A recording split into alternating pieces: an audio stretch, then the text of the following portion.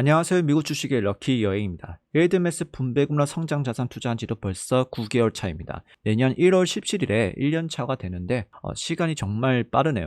이번 달에는 조금 특이한 변화가 있었습니다. 지난주 금요일에 트럼프 관세 발언 이후에 나스닥은 회복력이 좋았지만 비트코인이 지속적으로 약세 흐름이 보이고 있어서 비트코인 2배 ETF의 BITU를 전량 매도하면서 현금화를 했습니다. 사실 처음에는 QAD 모으기만 시작했는데 중간에 비트코인도 한번 같이 모아 가볼까 하는 생각이 들어서 시작은 했지만 이번 흐름을 보면서 느꼈습니다. 비트코인은 나스닥만큼 신뢰감이 높은 자산은 아니다. 앞으로 주변으로부터 정말 곡소리가 날 정도로 혹은 고점 대비 마이너스 20에서 30% 수준의 조정이 오지 않는 이상 일드메스 계좌에는 비트코인을 투자하지 않을 것 같습니다. 메인 계좌에서는 스윙 투자 정도만 할 것 같네요. 덕분에 현금 비중이 꽤 늘어났습니다. BRT로 매도해서 생긴 현금을 그대로 보유 중이고요. 앞으로 울티 분배금이 들어올 때마다 전부 QAD를 무지성으로 매수할 계획입니다. 사실 투자 원칙은 이미 세워놨었지만 그거를 끝까지 지키는 건 정말 어렵다는 걸 요즘 많이 느낍니다. 저 역시 처음에 세웠던 틀에서 조금씩이 아니라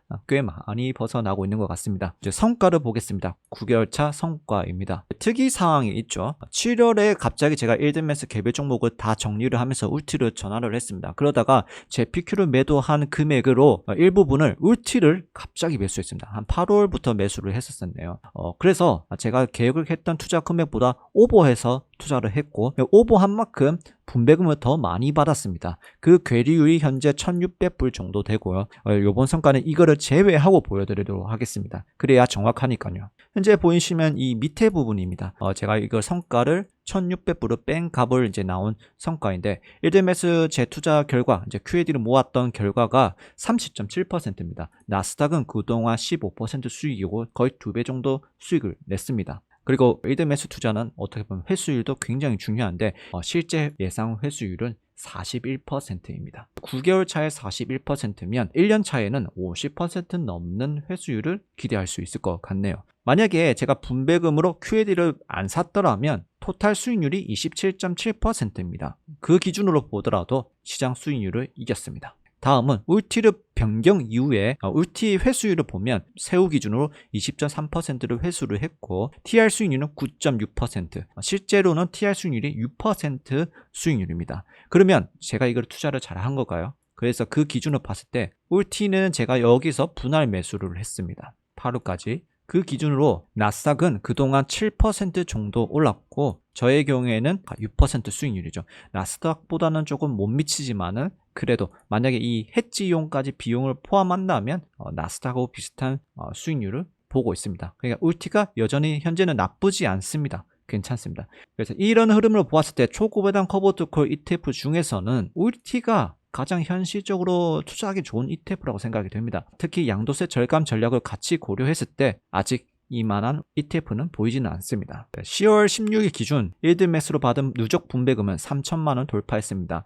세후 기준에서는 2,700만원 정도 받았고요. 올해는 이제 이대로 울티를 계속 들고 가고 내년에는 시장 상황에 따라서 다시 전략이 좀 바뀔 수 있습니다. 저는 주식으로 자산 관리하는 입장이기 때문에 울티를 하나의 사업으로 보고 투자하고 있습니다. 시장이 안 좋든 아니면 울티라는 사업이 안 좋아지거나 한다면 저번처럼 언제든지 포트폴리오 변화가 있을 수 있습니다. 요즘에 서브로 하고 있는 커버드콜 플러스 레버리지 ETF TSII 투자를 하고 있죠. 이건 시작한 지 한 달 정도 지났습니다. 본주와 비교해도 수익률 차이는 거의 없습니다. 무엇보다 좋은 점은 일드메스 플러스 QAD처럼 분배금을 따로 관리하지 않아도 된다는 점입니다. ETF 안에 이미 커버드콜 플러스 레버리지 조합으로 구조가 완성이 되어 있기 때문에 자동으로 운영되고 있다고 보시면 됩니다. 현재는 분배금을 따로 사용하지 않고 그냥 모아두고 있습니다. 향후 테슬라가 크게 조정이 온다면 그때 추가 매수를 대응하기 위해서입니다. 개인적으로는 렉스쉐어즈 II 시리즈 ETF들이 하루빨리 정식 승인이 되어서 더 많은 종목들을 투자할 수 있게끔 되었으면 좋겠습니다. 초고배당 커버드콜이나 여러 커버드콜 투자하면서 저희 느낀 점은 간단히 말씀드리겠습니다. 제일 중요합니다. 분배금만 쫓아서 투자하지 말자.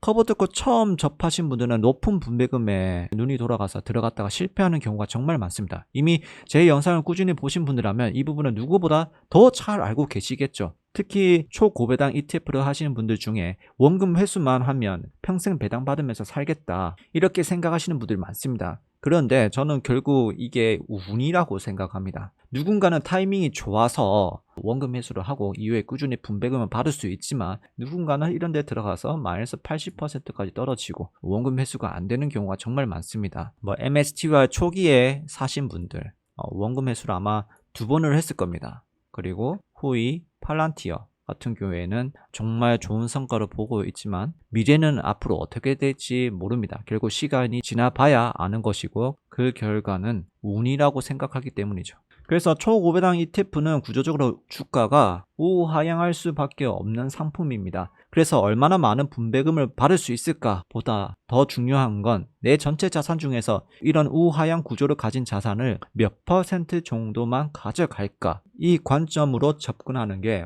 훨씬 더 현명합니다. 즉 양도세 절감용 일부 해치 포지션으로 생각하시는 게 맞다고 봅니다. 이어서 이런 의견이 있더라고요. 20대, 30대, 40대에는 커버드콜을 하지 마라. 앞에 말씀드린 내용과 똑같습니다. 커버드콜 구조를 제대로 이해하지 못하고 분배금만 쫓아가서 실패한 경우가 생겨서 주의하라는 내용입니다. 그래서 제대로 알고 하자, 이 말을 드리고 싶습니다.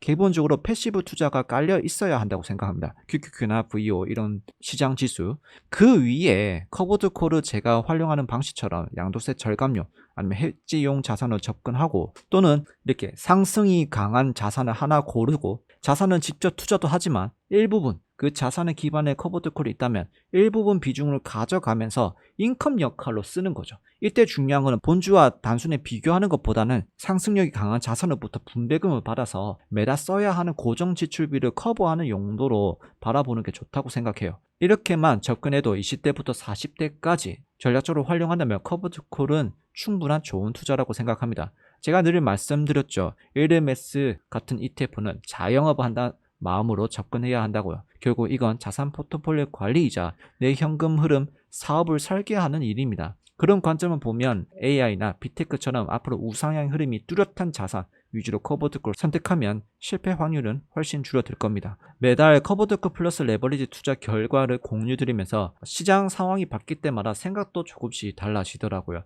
그래서 오늘 말씀드린 내용도 정답이라기보다는 저의 개인적인 생각이기 때문에 참고해 보셨으면 좋겠습니다. 이번 영상을 시청해 주셔서 감사합니다. 모두 미국 주식으로 럭키 여행이 되시기 바랍니다. 감사합니다.